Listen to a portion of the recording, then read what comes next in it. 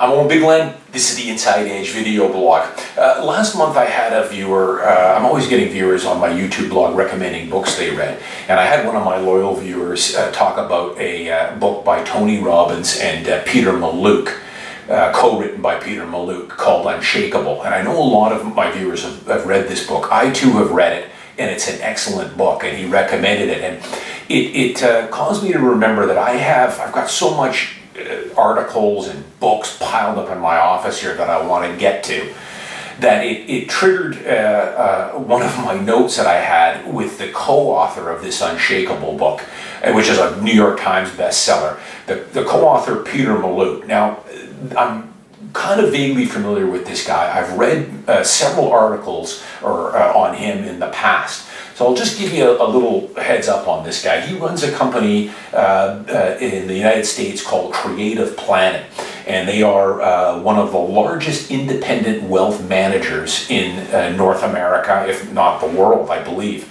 They have $36 billion currently under management. So they're a big company. They were ranked #1 wealth manager in the United States by Barron's magazine in 2017. So no wonder a guy like Anthony Robbins picked this guy to co-write this Unshakable book. So I strongly recommend this book, but it triggered my memory that I listen to so many podcasts and things.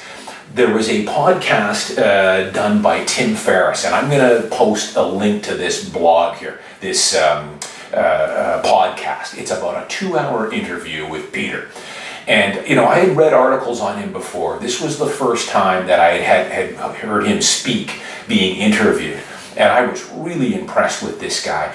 These are the guys that you want to focus and start listening to. Here's a guy that, one of the ranked #1 wealth manager, $36 billion in assets. He manages money for some of America's richest and some of the world's richest entrepreneurs and business owners, as well as celebrities of all walks of life.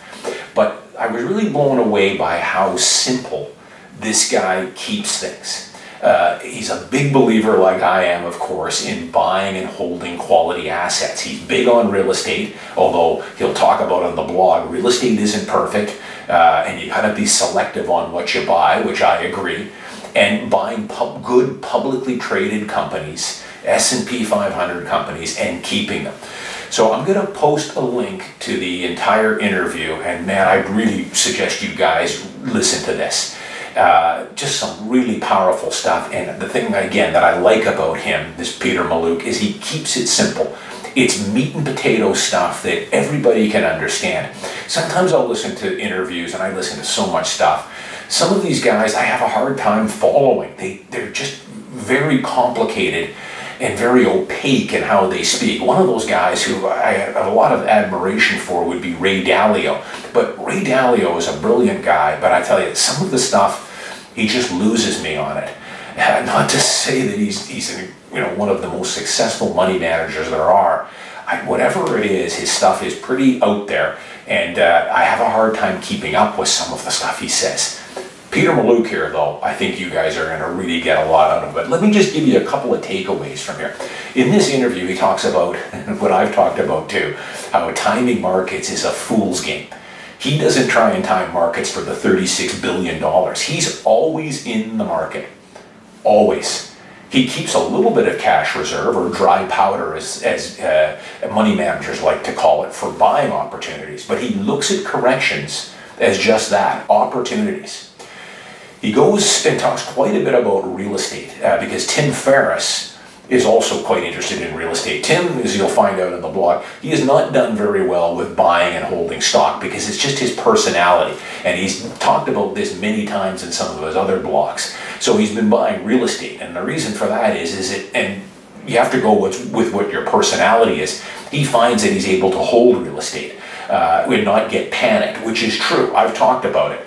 Real estate doesn't move at the same pace as the stock market does. The other thing is it's incredibly expensive to liquidate a real estate portfolio, whereas with stocks you can liquidate the whole thing for $20 in 3 seconds. But he talked about using leverage in real estate and how it can work for you, but it can work against you, and how you have to understand it. For instance, he says, you buy a $100,000 condo today with 10% down. Next year, that condo goes up to $110,000. So a lot of people would say, well, you've made 10%. Well, you haven't made 10%. You've made 100% return. Condo's gone up $10,000 and you've only put in $10,000 of your own money. That's leverage. That's the power of using leverage to your advantage. But remember, I've talked about this in my book. It can work against you too. You buy that $100,000 condo, next year it goes down to $90,000. You've not lost 10, you lost 10K, but you've actually lost 100% of your investment. But the other thing you talked about real estate is you want to be selective on where you buy real estate. And I've talked about a lot of these things. I get a lot of people all the time that will ask me, I want to buy a property in someplace in the Midwest in the US. Or I want to buy a property, there's these opportunities to buy these studio apartments in a college or university town. And I tell them, listen, I don't know those markets, so I can't really give you an opinion on it. I know Vancouver. And personally, I like to buy real estate where I live, in the city that I know, inside and out. But be very careful with those kind of deals. I mean, if the university, for whatever reason, closes, or if it's a mill town, sure, it might sound like it's a good deal until one of the major employers or the mill or the university closes and now you're done. Be selective on where you buy. Vancouver is one of those cities. It's one of those cities that I've talked about that gets by on its looks. It's a desirable city, one of the greatest cities in the world to live. Don't take my word for it. But I would put about 24 cities in that area. Places like New York, Toronto, London, Southern California. There's lots of cities like that that are kind of insulated. You're always going to get downturns. But when you're in highly desirable cities like Vancouver, over the next 20 or 30 years, you're going to do fantastic on it.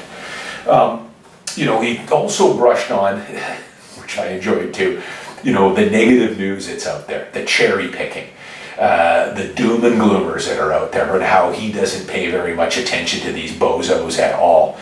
And because, first off, a lot of the data and the news that these guys are continuously churning out doesn't apply to him. He's an investor. He's buying and holding these companies and real estate for 20, 30, 40, 50 years. These transient things that come and go with the economy and interest rates and the Fed and all this other stuff doesn't really influence his thinking, because he's not a short-term thinker. He's always looking at the long-term picture. So, and I've talked about this so many times, about staying positive. Surrounding yourself with winners, with people that have been there and done that. And this Peter Mallouk guy is a guy you should be paying attention to. He should be in your circle of influence for sure. We also talked about, investors that are believers in a better tomorrow. He talked about, even people in their 60s. They talk about, in their 60s, maybe you should start selling real estate or limit your exposure to equities and get more into fixed income. And, he thinks you got to be careful with that, because even if you're 60 years old, remember, with longevity and how long people are living these days, people in their 60s are still investing for another 20 years. And it's true. I personally, I don't own any bond exposure. I don't own any fixed income. Why would I? Because fixed income is paying 2.5%. It's not tax efficient whatsoever. You're getting taxed on it at your full marginal rate. Why would you do that when you can buy quality equities like a Bell Canada or an Enbridge, US banks that are paying you 4, 5, 6% dividend, and it's taxed much more efficiently? So he talks about that as well. So I'm going to post a link to this blog. I think you guys will find it really interesting. These are the guys I want people to pay attention to. On the other note, I've talked about it before too.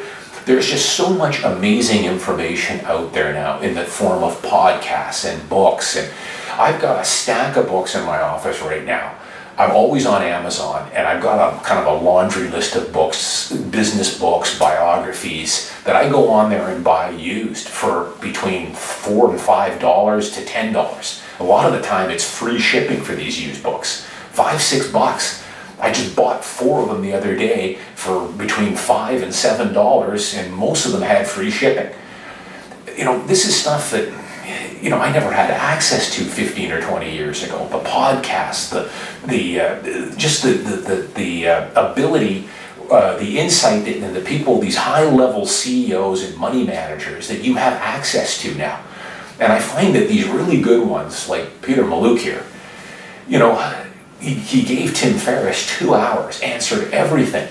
These guys is another trait that you find with these people. They want to pay it forward, a lot of these guys. And this is what I found in my early years with some of my mentors. Except it was a lot tougher to get in touch with these guys back then. I had to make phone calls and write letters and ask friends if I could meet so-and-so for half an hour. Nowadays you can go online and tap into the greatest business minds there are. Or go onto Amazon and buy their autobiography and book. So it's all there for you. Create a mastermind group of these people and a network of blogs and Twitter feeds and podcasts and start buying books. It never ends. You want to be continuously absorbing this stuff, and it starts to rub off on you after a while.